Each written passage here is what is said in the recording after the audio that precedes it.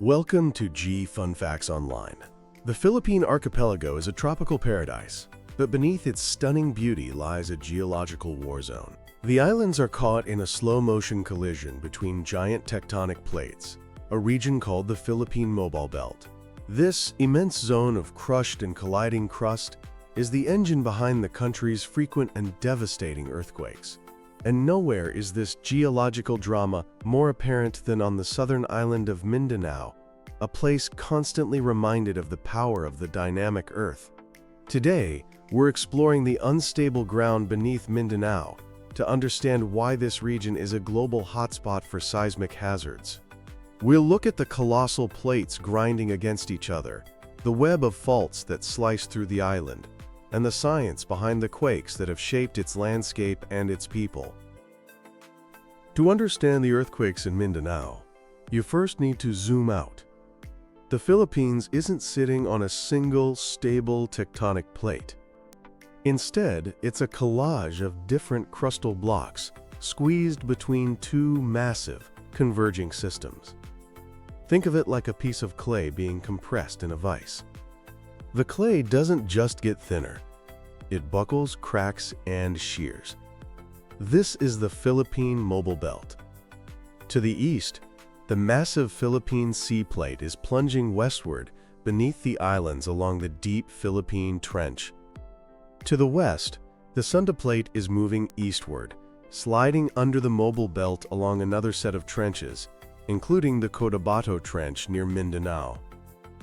This intense pressure, this tectonic vise, generates earthquakes in three main ways. First, you have subduction zone earthquakes. As one plate grinds beneath another, friction builds up. When that friction is overcome, the plates slip violently, releasing enormous energy. These are megathrust earthquakes, the most powerful type, and if they happen offshore, they can trigger devastating tsunamis. Both the Philippine Trench and the Cotabato Trench are capable of producing these events. Second, you get intraslab earthquakes. These happen inside the subducting plate itself, as it bends and breaks under the stress of being forced down into the Earth's mantle. These can also be very powerful. Finally, and crucially for the Philippines, you have strike-slip faulting. Not all the force is taken up at the subduction zones.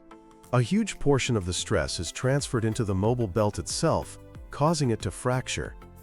The most significant of these fractures is the colossal Philippine Fault System. This is a 200-kilometer long, left lateral strike-slip fault that runs nearly the entire length of the archipelago, from Luzon all the way down through Mindanao. Left lateral simply means that if you stand on one side of the fault, the other side appears to move to your left during an earthquake.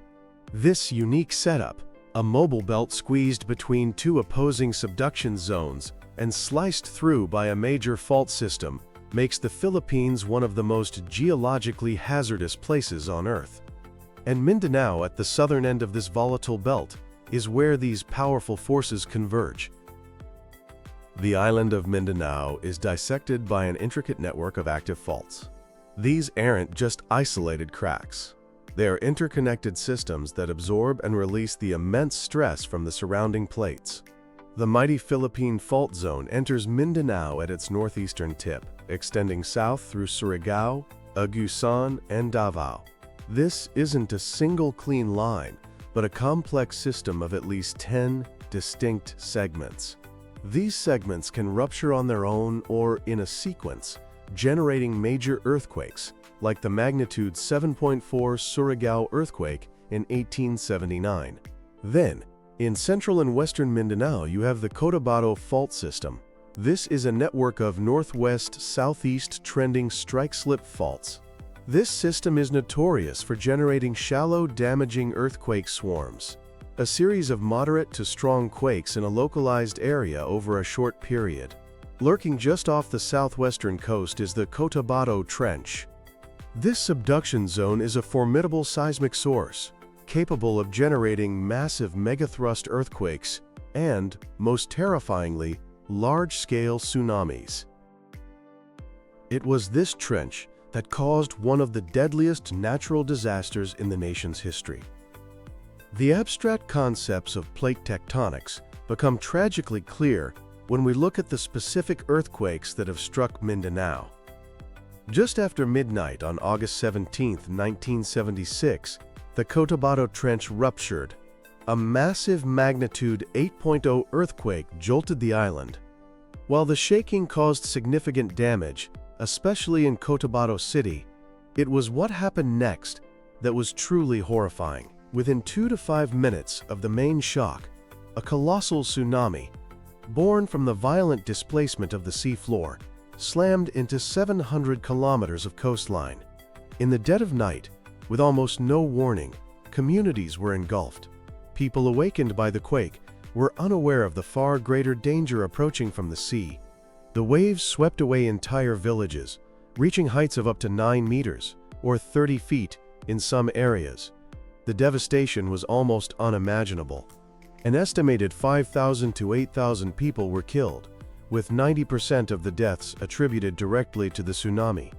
Over 90,000 were left homeless. One survivor, Babu Minang Katug Blau, recalled hearing a strange sound like wind after the quake, but the coconut trees were still. Then came a wall of black and foul-smelling water. In the morning, she saw utter destruction. All the houses were destroyed, she said. Nothing was left. Not even a post. Not even the grasses. The 1976 Moro Gulf event was a brutal lesson in the power of the Cotabato Trench.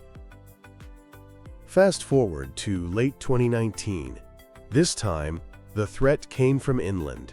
Central Mindanao was subjected to a terrifying sequence of earthquakes from the Cotabato fault system. It began on October 16th with a magnitude 6.3 quake.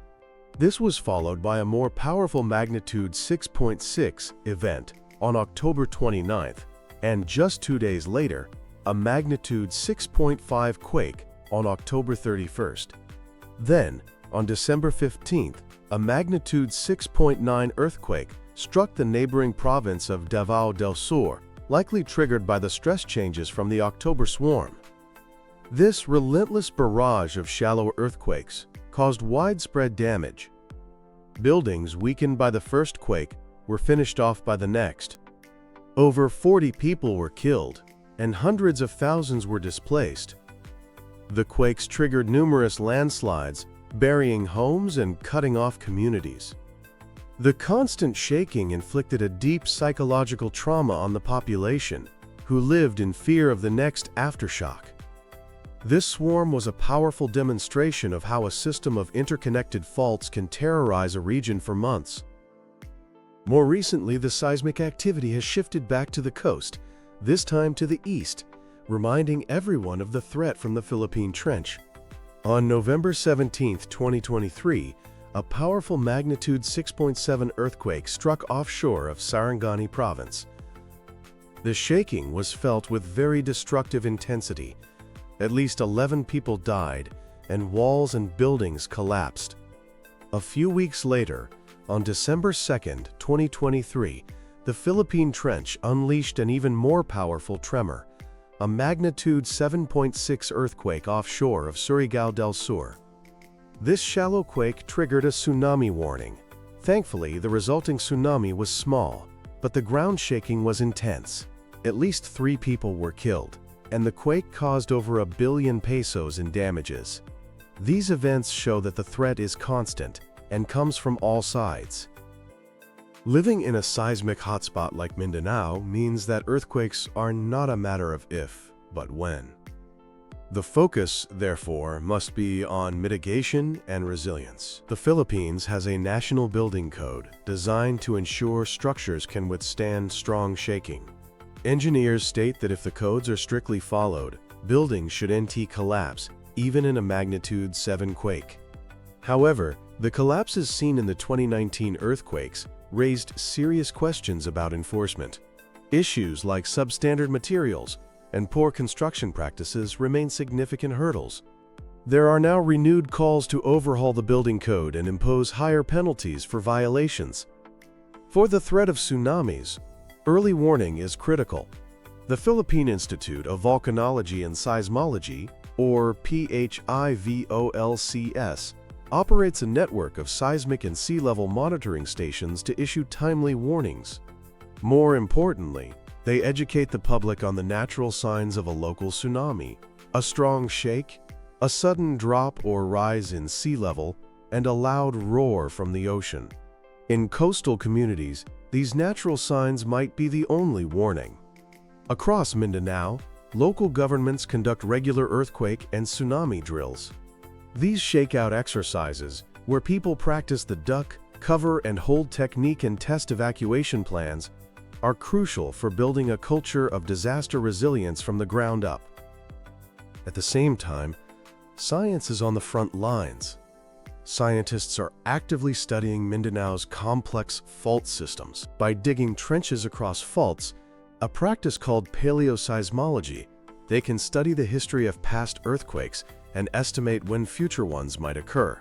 Continuous GPS monitoring tracks the slow, steady movement of the crust, revealing which faults are accumulating strain and are most likely to rupture. This data is vital for creating accurate seismic hazard maps, which inform everything from land use planning to building codes. The story of Mindanao and the Philippine Mobile Belt is a powerful testament to the restless nature of our planet.